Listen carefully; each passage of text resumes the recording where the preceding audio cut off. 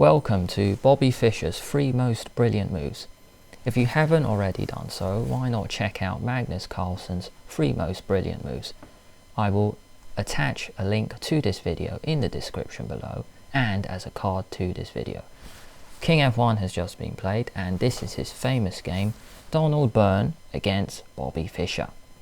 Rook E8 check, King F1, and it is up to Bobby Fischer to play a brilliant move here, or else he is in trouble. Notice the knight and the queen are hanging because the bishop is attacking the queen, white's queen attacks his knight. The king is a bit weak, so there must be a way to try and come in. One option cannot be moving the queen, because then the knight drops. Maybe moving the knight. This looks logical because you're attacking white's queen and your queen's being attacked, so maybe this is one way to get out. But white actually has a nice tactical shot here, beginning with bishop f7 check.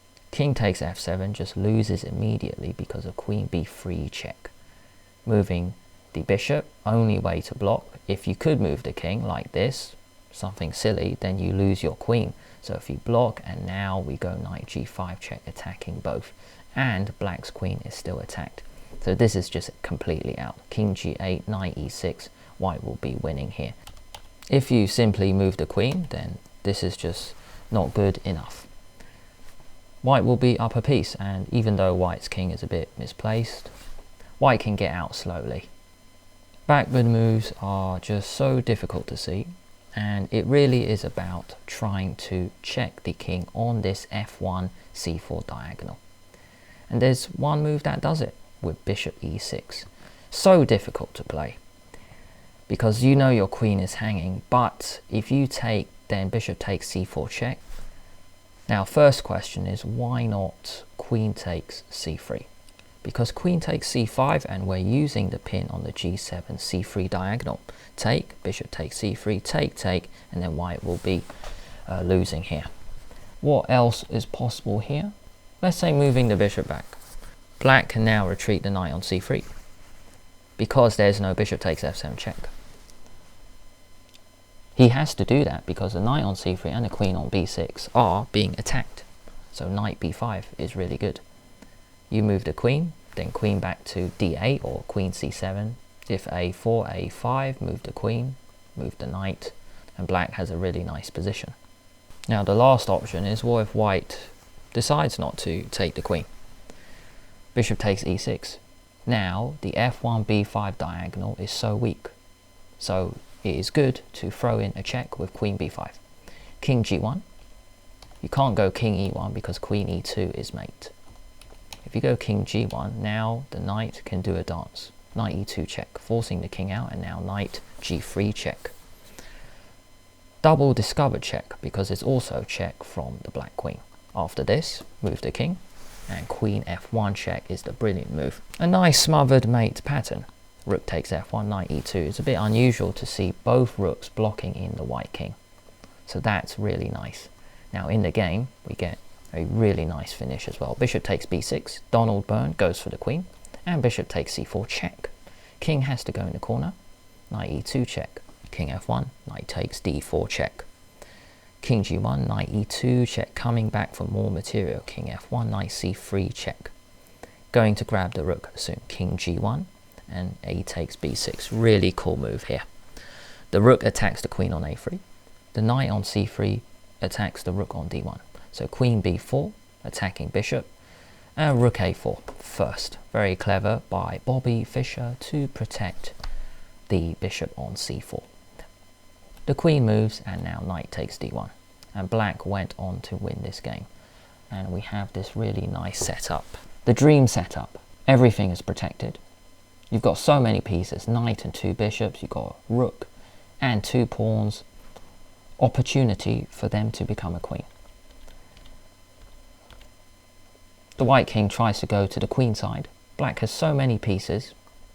He will be checkmated very soon. A nice finish coming up. King f1, knight g3 check, king e1, bishop b4 check, it's king d1, bishop b3 check, king c1, knight e2 check, king b1, knight c3 check, king c1, and now checkmate in one move, rook c2. Queen h6 has just been played against Myagmasuren. Threatens checkmate on g7, so queen f8 puts a stop to that. If only the rook on a7 was able to defend on f7 or h7, which gives Fischer the chance to crash through now. Pause the video if you want to have a go. White has to crash through because swapping off queens just leads to a completely lost position for white. Because this pawn and this pawn, too dangerous, this knight will come in, black will get a queen very soon. But it is Fischer who gets the king.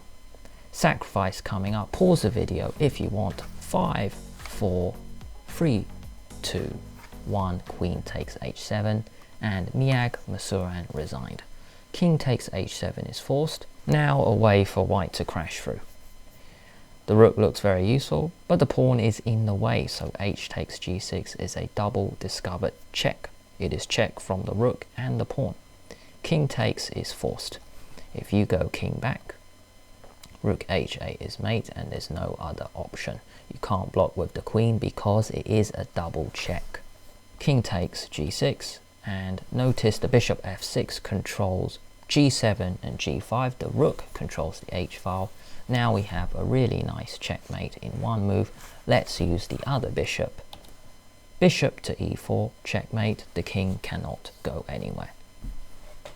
Before looking at brilliant finish number 1, I found this bonus Brilliancy.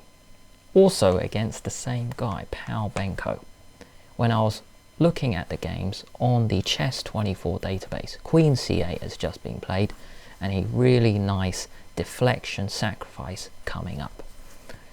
Really, it would be nice to somehow check the king on this diagonal, but the rook is stopping the bishop checking. Also, the queen can't find a way to check so easily unless it is a brilliant move. So pause the video if you want to have a go. I'll give you 5 seconds. 5, 4, 3, 2, 1. Can you see the deflection idea? So then bishop d5 check will work.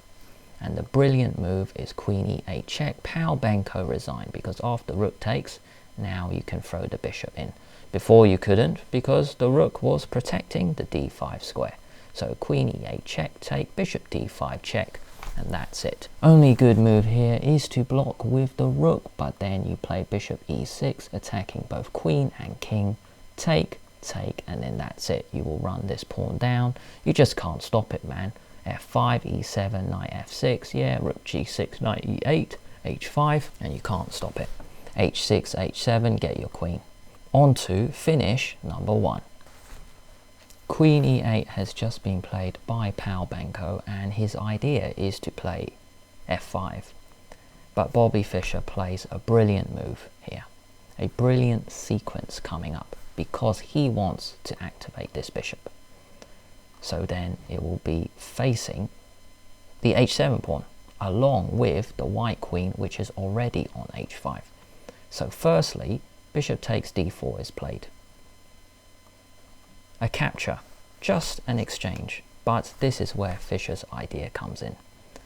Because maybe you guys are thinking e5, and then the bishop and queen both attack h7, but also this pawn attacks d6. But this is precisely Pal Benko's idea, because he has an intermezzo. He has a very clever way to block, such that the knight on d6 will not be attacked anymore. And it really is this f5 move. It blocks the bishop. This queen is attacking that queen. So if you swap the queens off, now you get the chance to take with the knight. What a clever idea by Benko. But it was Fischer who had the cleverest idea. After bishop d4, e d4, Fischer played a move to stop this pawn moving. And if there was a piece on this square, I think it would be an easy tactic for players to get. But it is because there is no piece on this square that makes this move really beautiful. It's like, imagine there's a knight on this square defending h7. because normally you have a black knight defending the king side. Pause the video, and if you want to have a go, give you 5 seconds. 5, 4, 3, 2, 1. Placing the rook on this brilliant square, so then you cannot move the f7 pawn. Rook f6, wow. So that is what I was saying. Imagine if the knight was on f6 or another knight there. You play rook takes f6 and then push the pawn. So then the bishop on d3 comes to life. So rook f6, what a brilliant move. In the game, king g8 was played. So first we will look at bishop takes f6, e5 is the idea. Both of the pieces attack h7 and there's no way to stop it. Queen h7 will be next. You can block, but it doesn't change anything. After rook f6, king g8 was played because he wants to go h6 next, so then it won't be a check. Now Fischer throws in e5, that was the idea, and now h6. Also king g8 is played, so then rook takes h6 will not be a check, but I think Fischer just calmly reroutes the knight. Knight e2 and Pal Benko had enough, he resigned in this position. Now what happens if we play on a bit, because it may not be obvious what happens here. How does white win this? Let's say c5 is played just to defend the pawn. You can't play bishop f6, it's the same problem. Queen h6. The bishop and queen were still going to the square h7. Nothing can be done. So this rook on f6 is immune. You cannot take it. Knight e2, let's say c5. This is the problem. White will crash through with the rook on h6. No need to even take the knight on d6. Just take the pawn and then it'll be checkmate very soon. f5. This is black's defensive idea all along, because now you can play it, but there's a huge difference. After f5, a nice way just to clean up really. You can swap off the queens and knight takes e8. We saw this defensive idea before, but now the bishop comes into the game with bishop c4 check. A fantastic check, because the rook on the h file means the black king can't go to the h file, and there's only one way to block with rook f7. After that, white can just move the rook and then take on f7 later. So that's game over.